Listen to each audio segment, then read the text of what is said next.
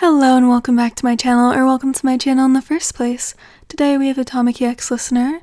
It's The Budding Trees by Halo Saximus on AO3, the link will be in the description, and let's go ahead and get into it. There had always been something a little odd about that forest, to say the least. The trees were spaced considerably apart, with winding roots and huge canopies that held tens of birds' nests at a time. In the morning there was always mist that kissed the earliest rays of sunlight. The streams were always clear, no matter how much washing was done in them from your small village on the outskirts of the woods, and every now and again a white stag could be seen far away through the underbush, just out of reach and swiftly out of sight. It was like something out of a storybook. Maybe that's what made it so strange.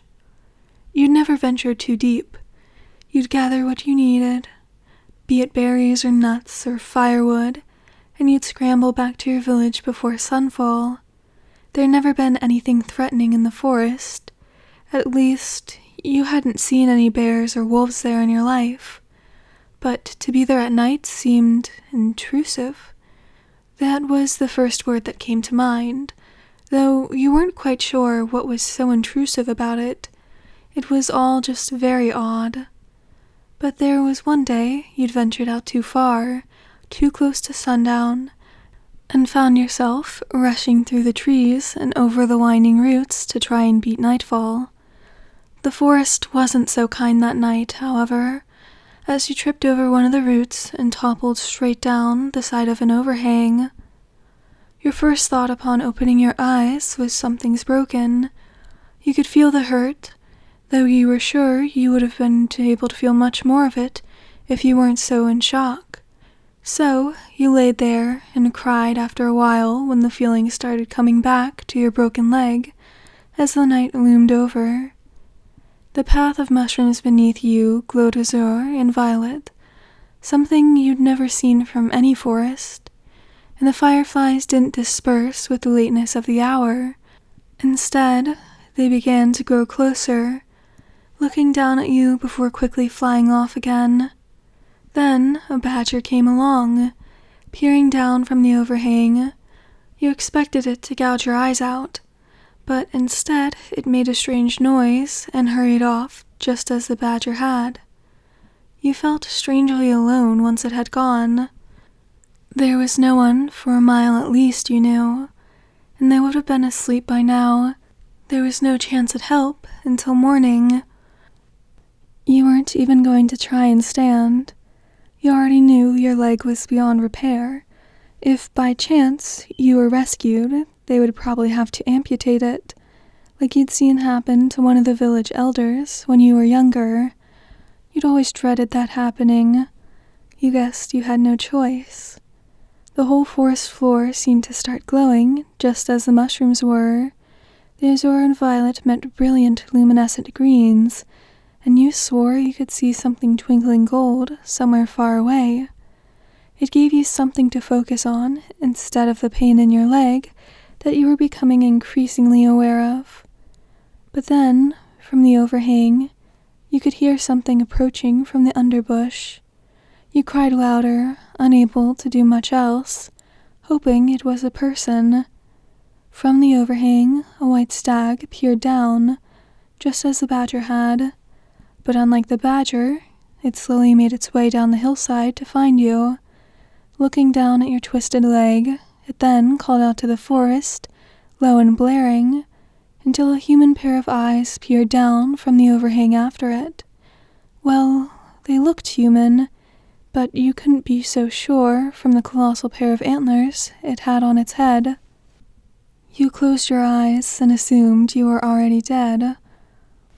Only you were surprised to find that you weren't when they opened again, this time to the inside of a little cottage of sorts.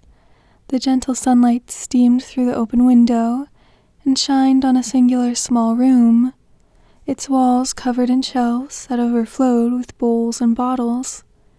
You were on a bed against the only open wall space other than the small wash basin and the counter beneath the window, and just to make sure you weren't dead, you wiggled your toes.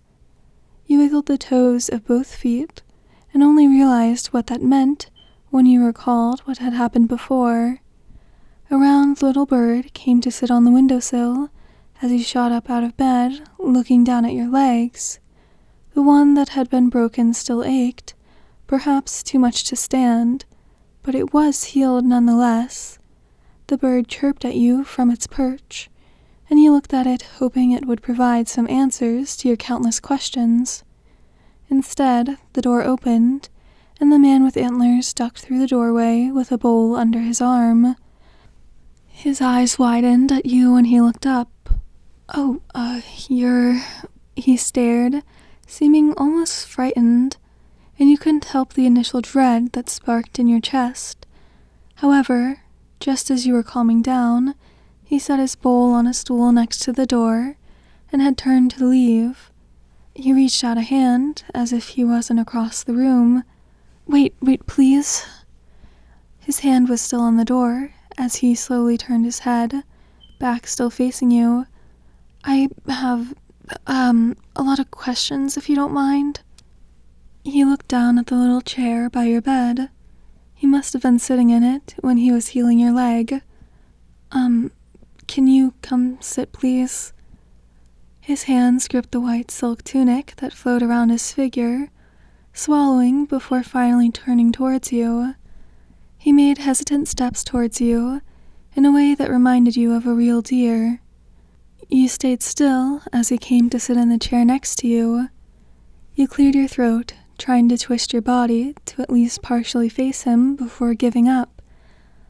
What's your name?" you asked. His hands ringed together in his lap. "Tamaki." "It's nice to meet you, Tamaki," he smiled. Then, looking up to his antlers again, "Are you human?" No, he swallowed, refusing to look at you. "I'm a fairy of this forest, the fairy guardian."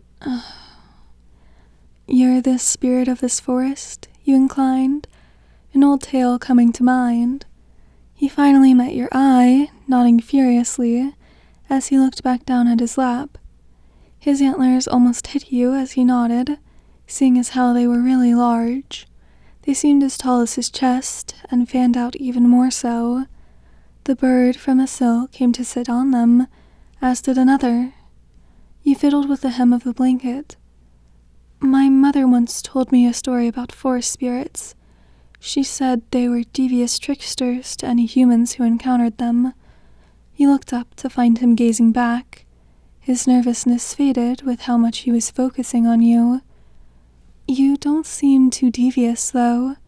You seem rather kind." We've only just met." "I know." You smiled again. Then you inclined. "How long was I asleep?" "Just the night," he answered, looking down at your leg beneath the blanket. "You healed me overnight? How?" His hands ringed together again. "Herbs," he pointed to the bottles and bowls lining the shelves, "and water and magic."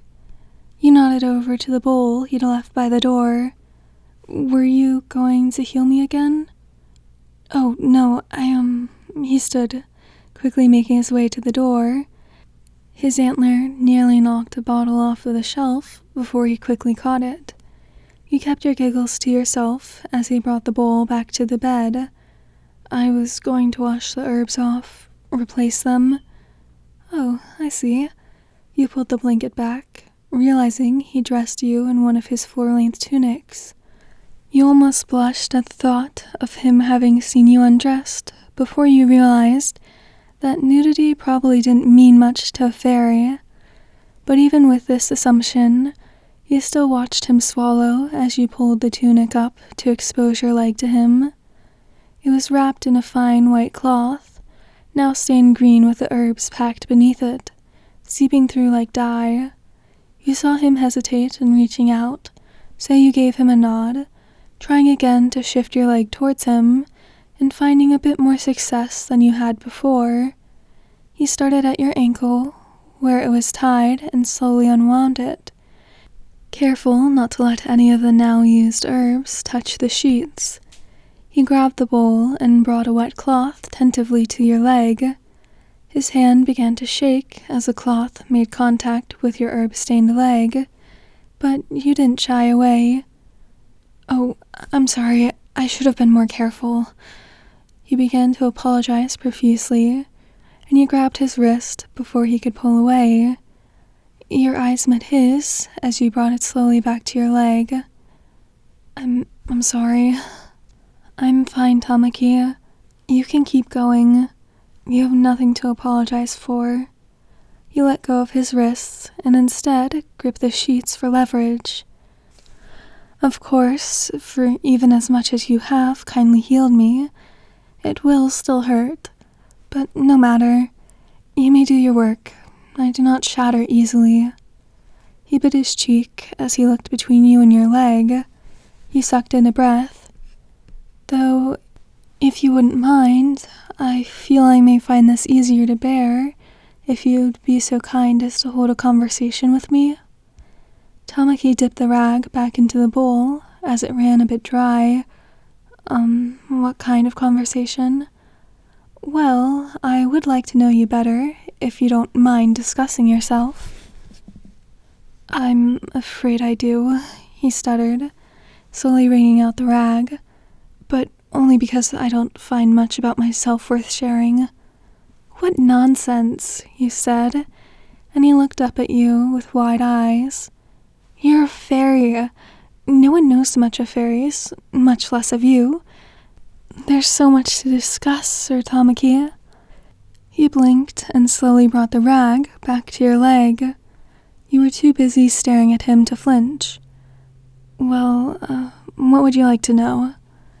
You spent the next half hour asking countless questions about his species and his life as he cleaned your leg, and then continued to do so as much as he pressed more wet herbs into your skin and muttered little spells under his breath. He told you how he was born from the trees, though he couldn't quite remember it, and how he'd always been on his own. He'd only met a few humans in his lifetime, and sheepishly admitted that none had been as interesting or forgiving as you. You didn't ask what he meant by forgiving.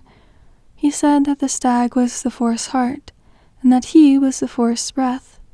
It was all very strange indeed, but alas, you couldn't keep yourself from hanging on to every word, as if it was scripture.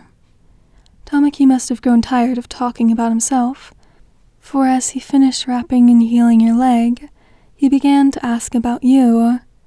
"I live in a village, just at the edge of the forest," you said, picking at your blanket. "I don't do much else but wash and sew clothes for others. I probably won't have much to do until I'm married anyway." "I've heard of marriage," you said, "though not much good of it." "It's not very good at all, at least for me, I think. There's no one I fancy spending the rest of my life with in the village, much less bearing children with. I'm just fine sewing men's trousers."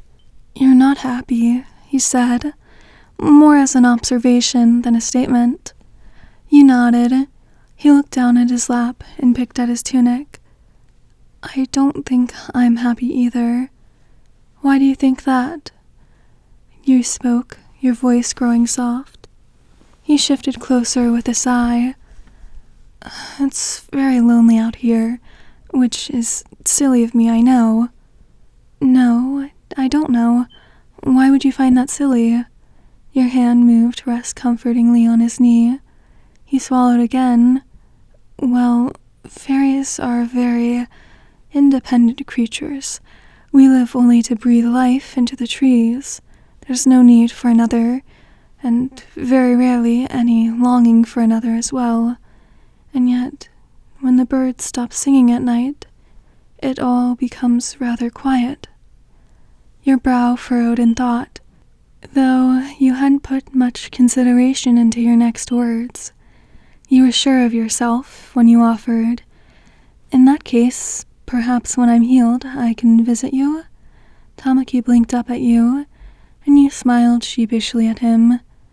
"It's just, we're both so unhappy without another to keep in good company. So I would like to be your friend if you'll have me." His eyes grew wet with emotion, and his hand slid over your own on his knee. You smiled even brighter at his touch. "If I may be so honored." With shaking hands, he brought your knuckles to his lips, kissing them delicately before resting it back on his knee.